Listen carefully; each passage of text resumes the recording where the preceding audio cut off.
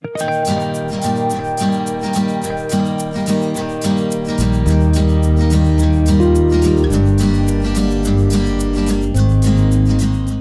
cette nouvelle balade, nous allons prendre la direction du col de la Lombarde pour nous rendre du côté italien où nous allons aller à Entraque.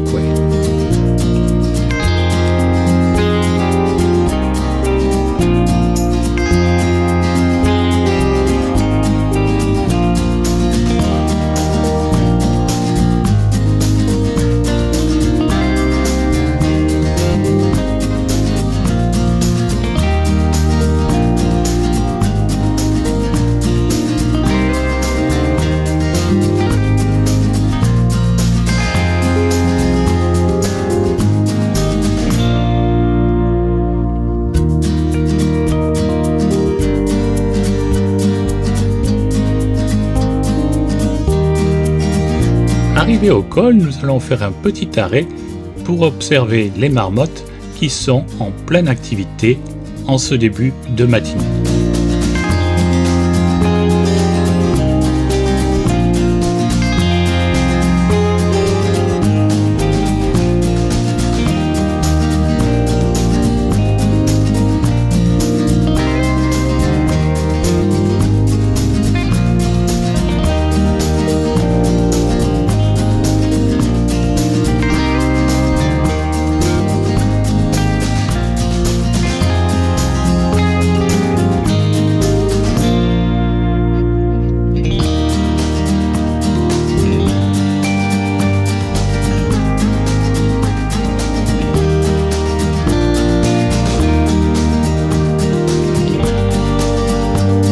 Mais ne nous attardons pas trop, car plusieurs activités nous attendent versant italien. Charnière entre la Méditerranée et les Alpes, lieu de passage et de rencontre des peuples et des cultures au fil des années, avec sa route du sel reliant la Méditerranée par le col de Tende, Entraque, petite ville de la haute vallée de Gesso, s'élève au confluent des torrents qui lui donne son nom, Entraque, qui pourrait être traduit par entre les eaux. Ils sont trois torrents, le Gesso, le Boussé et le troisième qui s'appelle Prama Albert.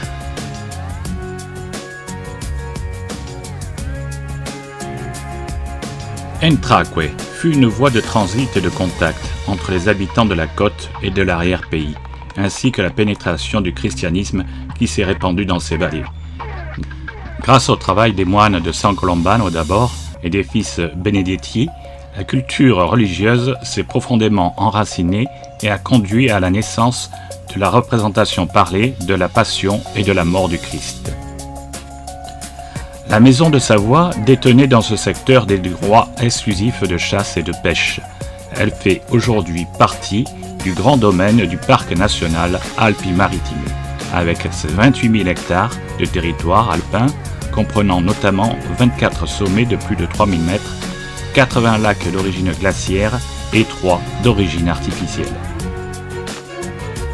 Entraque, c'est aussi une petite station de ski proposant 6 pistes de tout niveau, desservies par un télésiège et 2 téléskis. Son domaine s'étend de 900 à 1150 mètres. La commune dispose également d'un grand espace de ski nordique.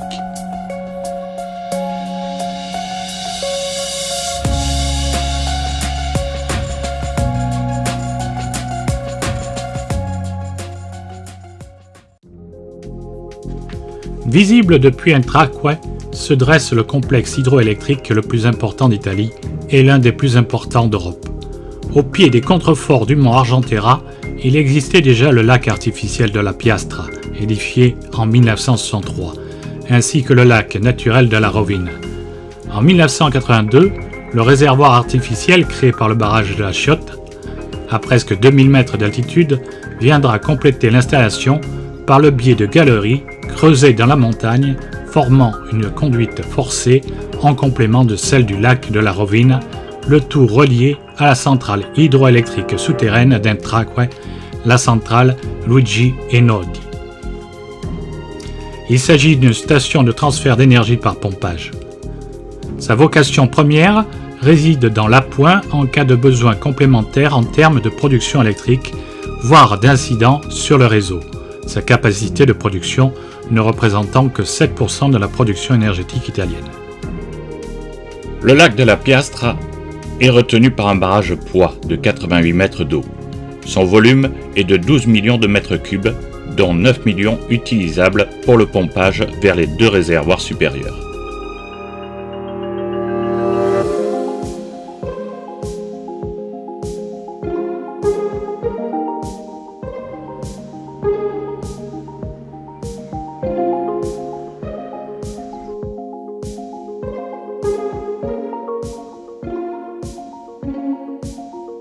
Le dispositif compte près de 8 km de galeries depuis le barrage de Chiottas. Pour son fonctionnement, il exploite les 3 réservoirs, dont 2 artificiels, le Chiottas et la Piastra. Les 3 retenues de la Rovina et Chiottas en amont et le lac de la Piastra en aval constituent une STEP, station de transfert d'énergie par pompage. L'usine, située sur les rives du lac de la Piastra, peut être utilisée en fonction de la production des autres centrales et de la demande sur le réseau électrique, soit pour produire de l'électricité en turbinant l'eau comme une usine hydroélectrique classique, soit pour la stocker de l'énergie potentielle en inversant le fonctionnement des turbines. L'eau de la retenue inférieure étant alors pompée vers les retenues supérieures.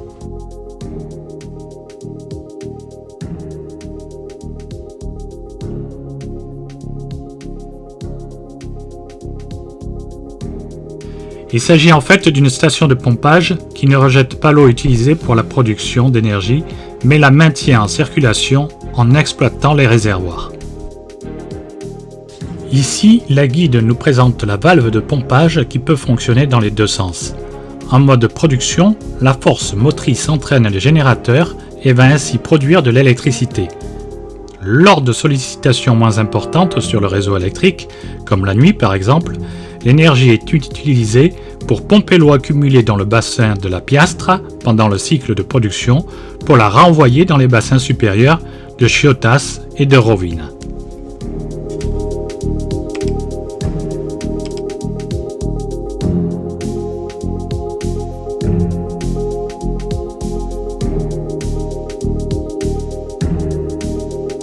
En effectuant cette opération de pompage de la Piastra vers les bassins supérieurs, l'installation, lorsque le réseau électrique est moins sollicité, permet ainsi un stockage pour une future production électrique.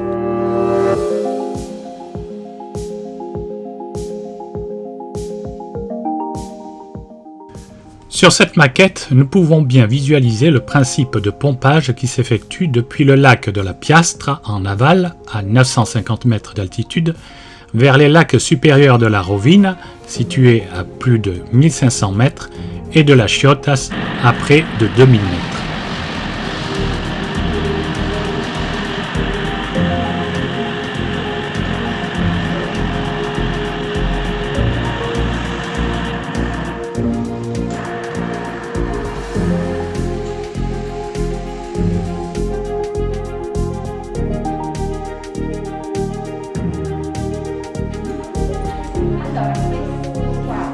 Nous nous équipons maintenant pour partir à la visite de la centrale électrique souterraine.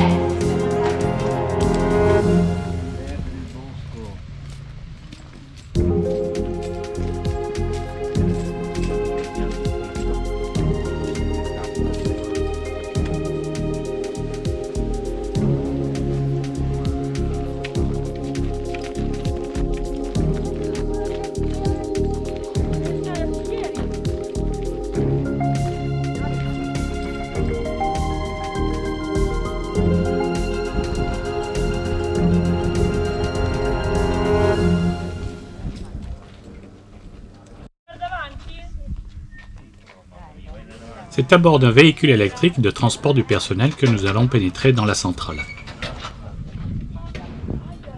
La guide nous explique qu'une fois entré dans la galerie, il ne sera plus possible de filmer ou de prendre des photos. Elle nous invite à regarder au milieu de la galerie, à environ 350 mètres sur la gauche, les photos qui retracent la construction et l'épopée du barrage. Vous ne verrez donc pas de vidéo de l'intérieur de l'ouvrage. Voici donc un descriptif de ce que nous avons pu voir, imagé par les quelques images fournies par Enel. Après avoir parcouru les 700 mètres de galerie à bord du petit train électrique sur pneus, nous rejoignons la galerie des vannes sphériques qui fait 170 mètres de long, puis nous pénétrons dans la salle principale qui héberge les générateurs des deux usines de Chiottas et de la Rovina.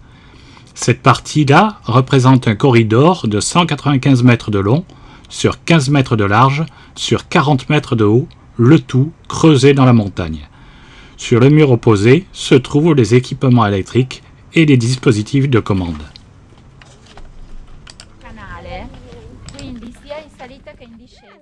À la sortie des transformateurs de la centrale, ce sont 17 kV qui sont ensuite conduits dans la station centrale pour être amenés à 380 kV à travers ces sélectionneurs, sélecteurs, interrupteurs. L'énergie est conduite vers les deux lignes de transmission nationale. L'une vers la ligne médiane alpine qui monte en haut des montagnes, la seconde qui longe la rivière. En fait, elles voyagent pratiquement en parallèle. L'altra invece costeggia il fiume, la vedete qua davanti a me? Voilà. Costeggia il fiume per conformazione.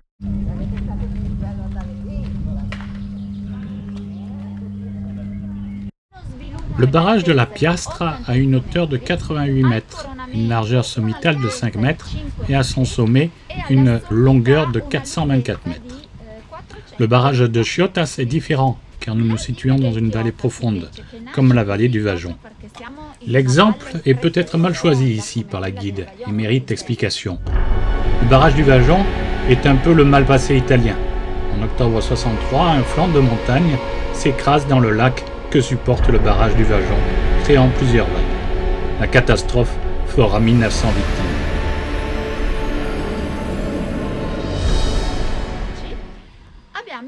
Pour le lac de la Chiottas, il était nécessaire d'avoir un barrage à double voûte, un arc dans le sens horizontal et un arc dans le sens vertical. Le poids de l'ouvrage est bien entendu inférieur à l'eau qu'il doit contenir. Alors, que se passe-t-il? Le barrage se présente comme cela. L'eau exerce une pression sur la structure qui fléchit. Il y a donc une structure périmétrique au mur où se situent tous les ancrages à la montagne. Il suffit alors d'envoyer la force exercée par l'eau sur les parois latérales. Il n'y a pas de présence de métaux dans la structure du barrage. Elle est composée par des blocs de structure en matériaux très particuliers afin que la structure puisse être la plus élastique possible. S'il y avait de l'acier présent dans la structure, celle-ci serait statique et ne pourrait pas supporter la pression qui serait exercée. Une activité originale peut être faite sur le barrage de la Piastre, puisque celui-ci est équipé de 3 voies pour s'exercer à l'escalade.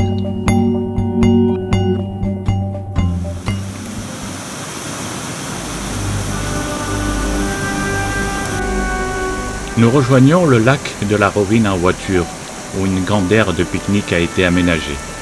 Le sentier commence à proximité de la petite buvette. Il monte de façon assez raide par moments, mais est accessible aux plus jeunes sans difficulté. Et nous alternons avec vue sur le barrage de la Chiottas qui se dessine et vue sur la vallée et le lac de la Rovina.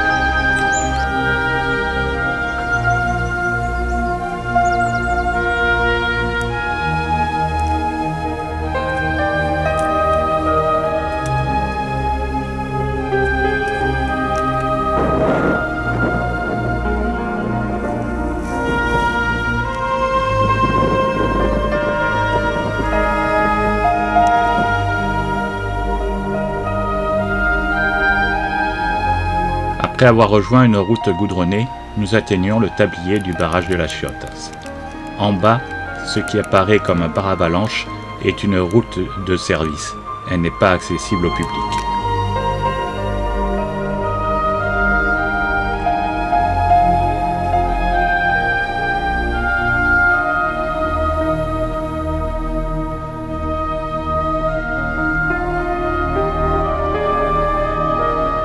La route goudronnée que nous apercevons d'ici nous donnera au retour une vue imprenable au pied du barrage.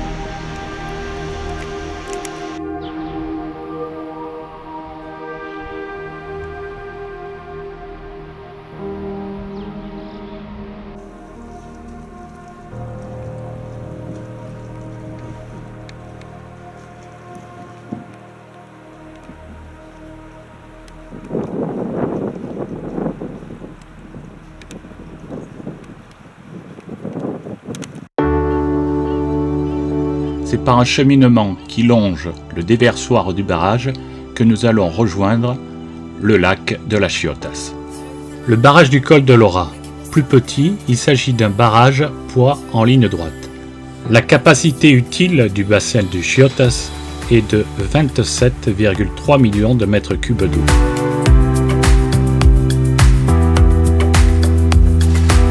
Nous pouvons apercevoir le refuge Genova Figari.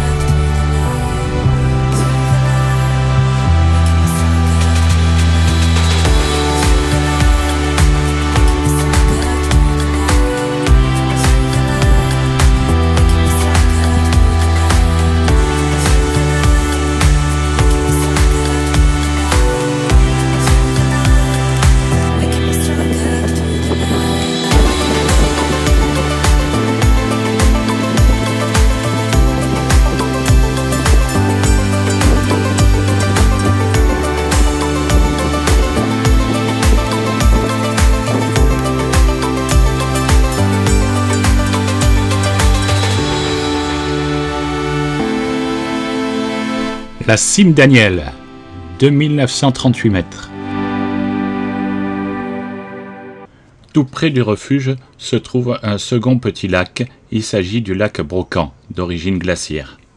Le bâtiment qui sert aujourd'hui de refuge a été donné par la compagnie d'électricité Enel en 1981 à la section Ligure du CAI de Genova pour remplacer l'ancien bâtiment submergé par l'eau du barrage. Le refuge est dédié à Bartolomé Figari, qui était président général du CAI lors de la naissance du Corps national du secours alpin, auquel il laissa à sa mort tous ses biens. Nous allons d'ailleurs profiter de la présence du refuge pour nous restaurer.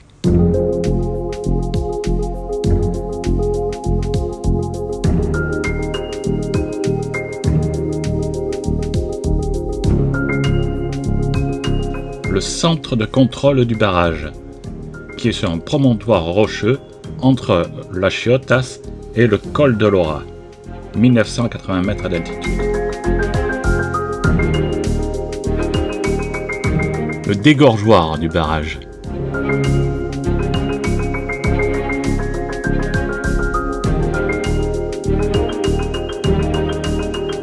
Voici maintenant au pied du barrage. Le barrage du Chiotas a une hauteur de 130 mètres. Devant un tel ouvrage, nous ne sommes pas seuls admirateurs.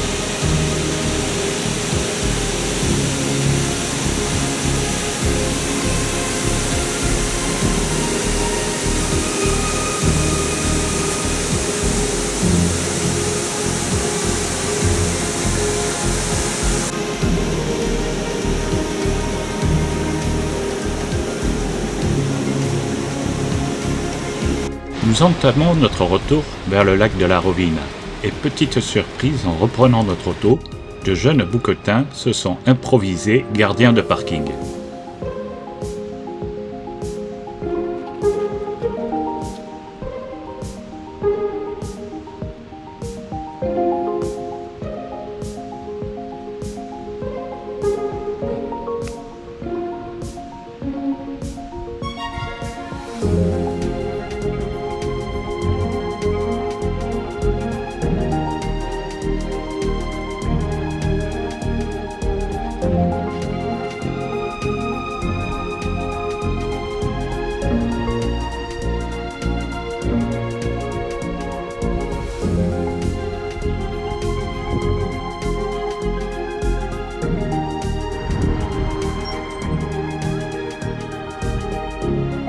Nous prenons maintenant la direction du centre faunique Uomini e Lupi, géré par le parc national italien Alpi Marittime.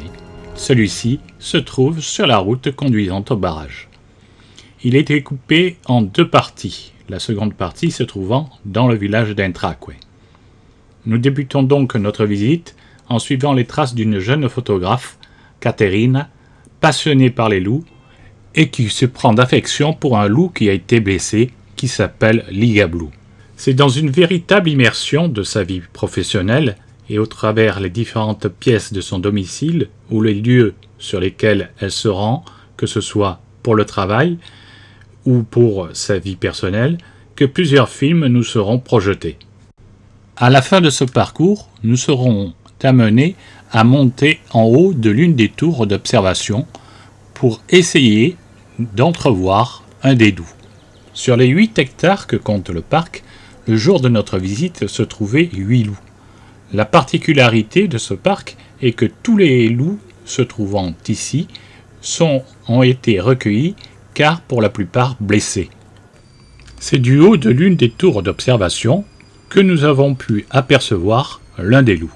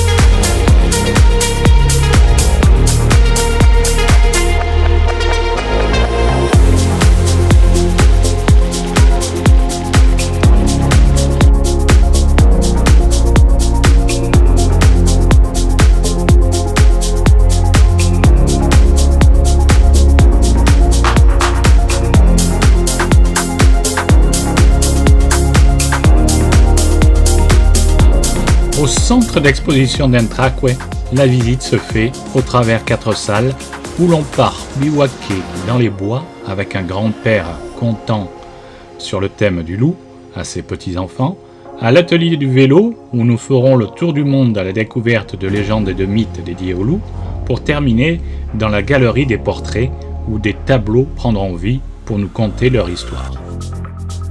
Alors pour cette escapade à Intra, depuis Isola 2000, en voiture il faudra compter à peu près 1h40 de trajet. Les visites de la centrale Luigi Einaudi ont lieu uniquement du lundi au samedi à 9h et à 14h.